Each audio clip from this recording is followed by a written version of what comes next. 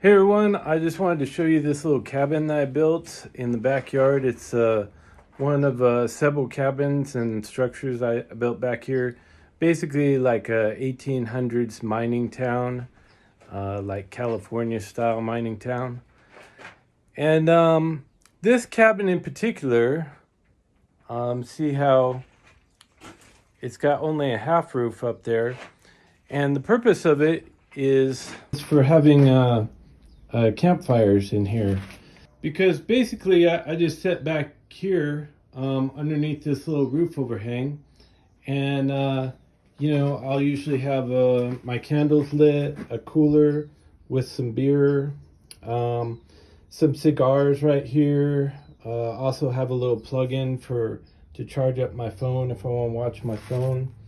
Also a Bluetooth player to play like podcasts and stuff, and I could just kind of sit back here, and it's actually pretty big in here, as you can see.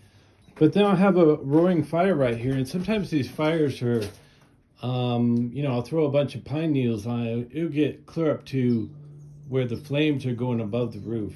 Now, the nice thing is that if you paint walls like this, they can heat up and get hot, and they're not going to light on fire. This paint is actually one heck of a fire-resistant material. Now, if these were unpainted, they'd probably start heating up and light up or something. But with the paint on there, it's really amazing. They could take amazing amounts of heat, and nothing's going to happen. For instance, I usually just put it about this far, maybe about 2 feet away from the wall. Sometimes if I feel the wall and it seems like it's getting a little hot, I'll pull it out just a little bit more. But the thing is, when you're sitting around a fire, right, you reach in your hand about a foot away to get the warmth. You don't stand clear back here. So, the warmth drop off is really fast. So the idea is kind of based on the Indian sweat lodges. And my friend said, well, how do you have a fire inside of a building? It seems kind of crazy, right? But the thing is, Indian sweat lodges would be like a teepee with a hole in the top of the tent. And, people are in there all night. They've been doing this for thousands of years, honestly. And it's based on the same kind of concept where, you have a hole in the roof where the most of the heat is coming out and the smoke.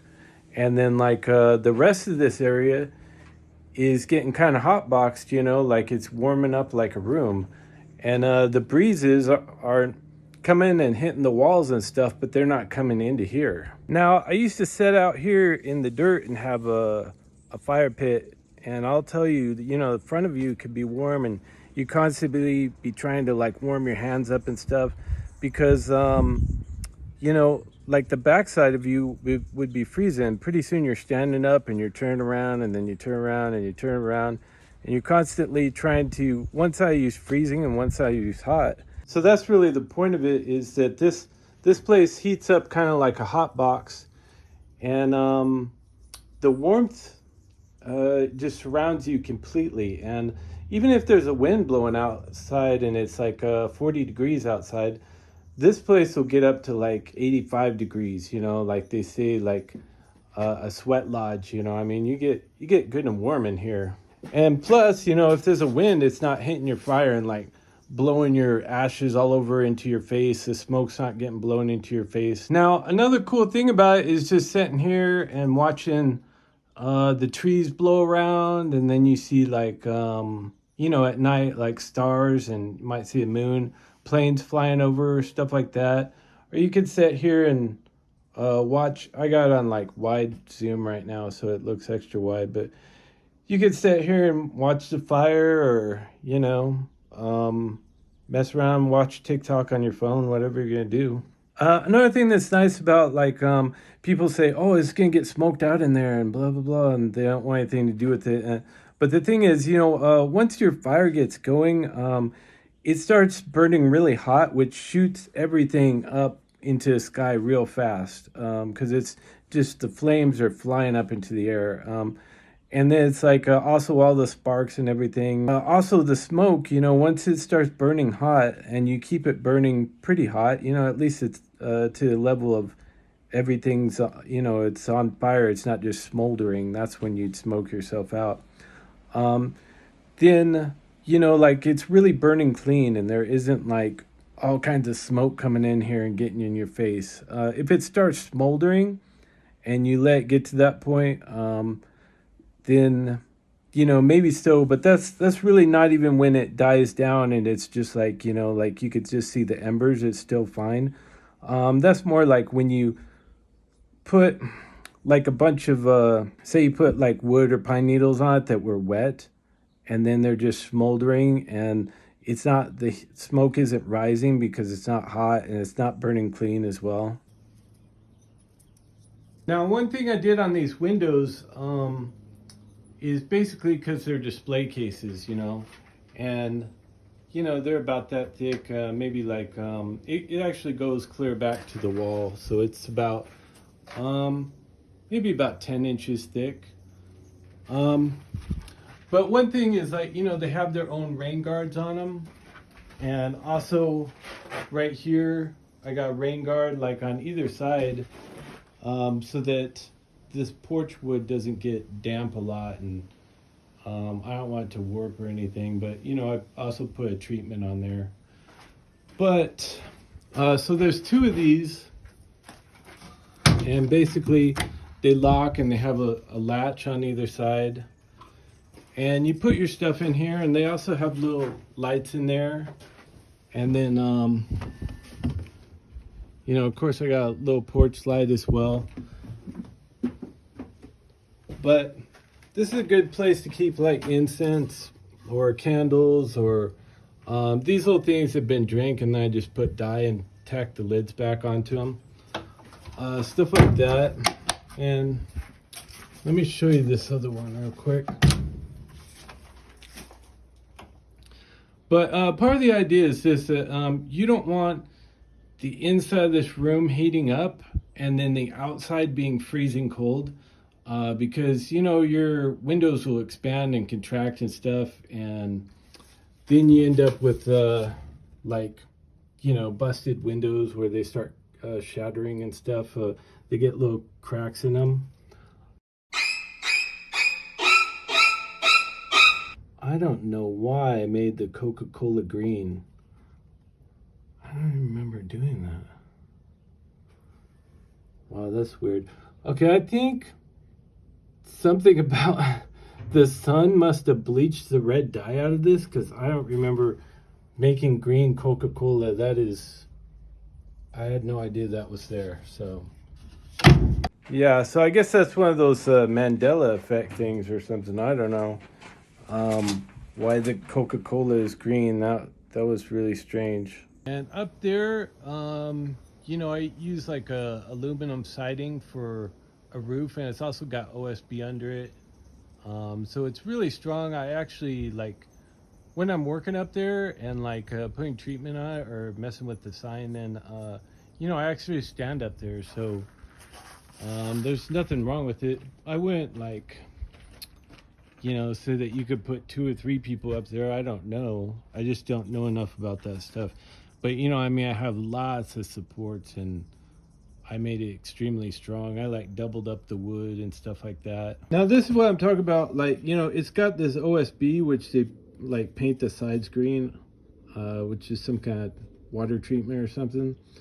And then it's also got a second layer of wood. So, as you can see, it's like 2 layers thick. This is just the 2x4, but 2 layers thick.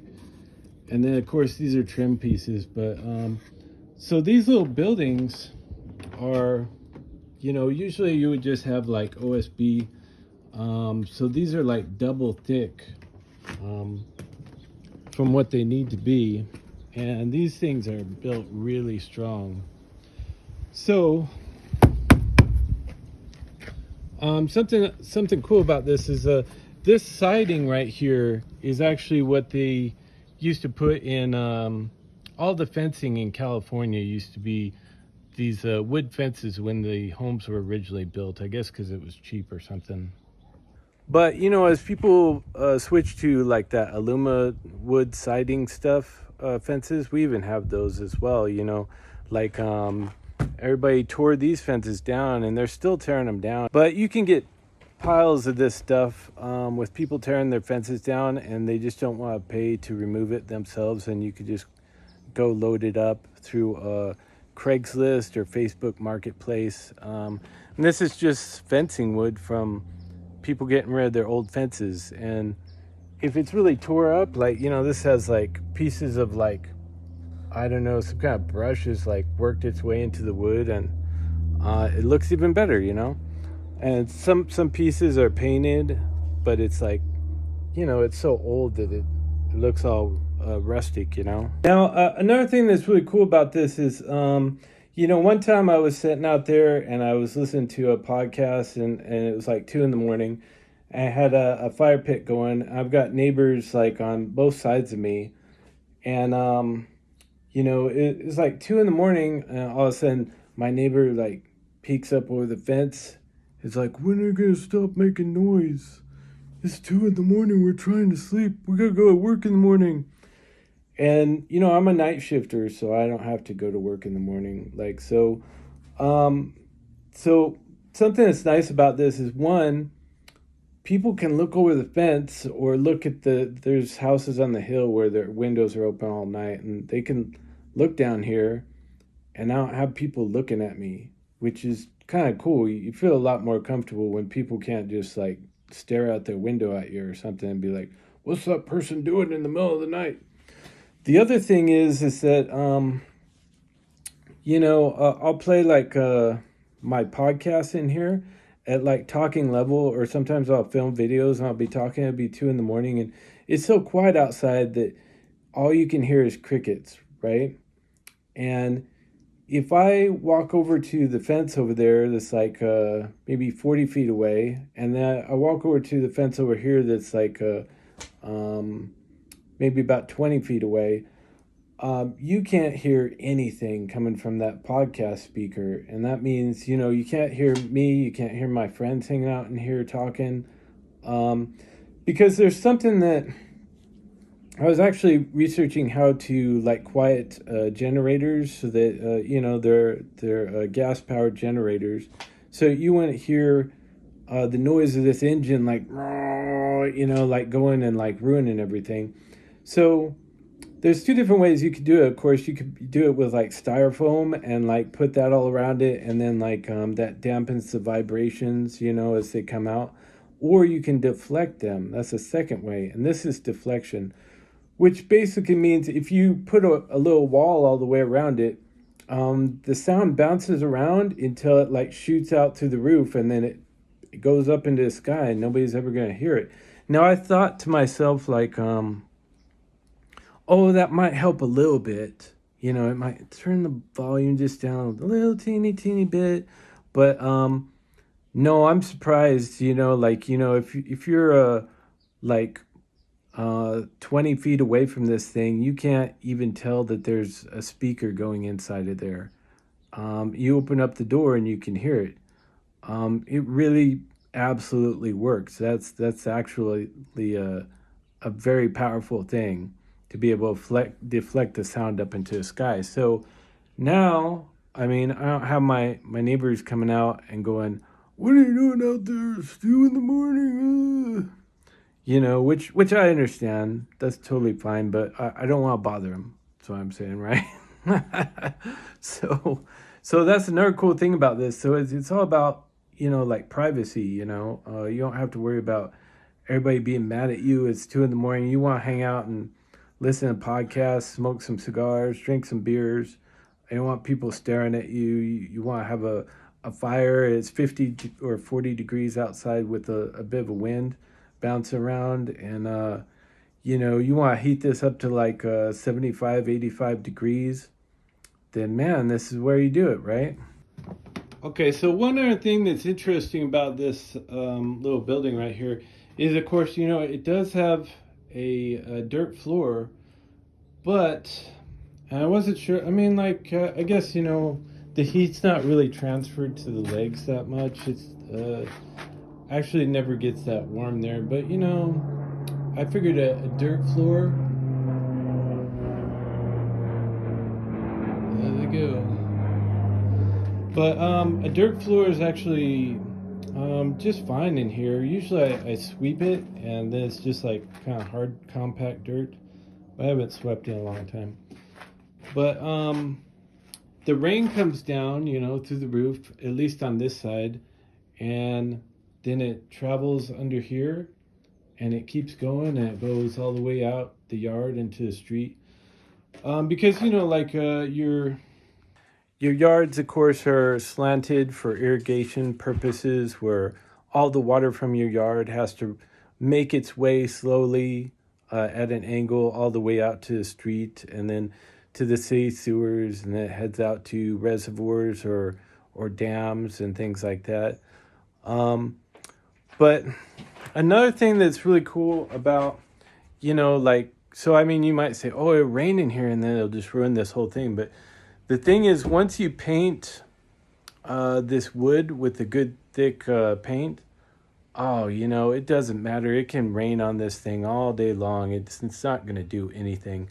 If this wasn't painted, it would immediately, especially the OSB, would absorb the water like crazy and swell up, and then it would like dry out, and it would warp and things like that, and it would start coming apart because this glue isn't waterproof in the first place that holds all these chips together.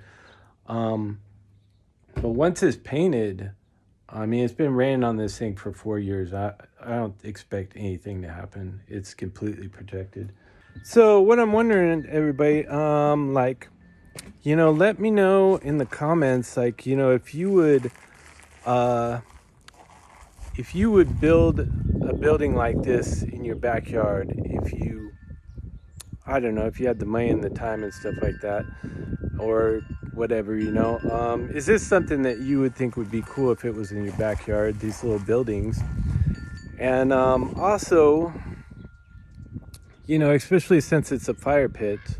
And the other thing is that eventually we're going to have to sell this yard. And as you can see, it's like, it's got a whole ghost town back here. I'm going to show these other buildings in a minute with another video. But is this something that, like, if somebody was trying to sell you a house and, you know, with a big yard, and then like there's a whole ghost town already built back there, would that be a no for you? Would you be like, no, I don't think I want to buy that anymore, you know?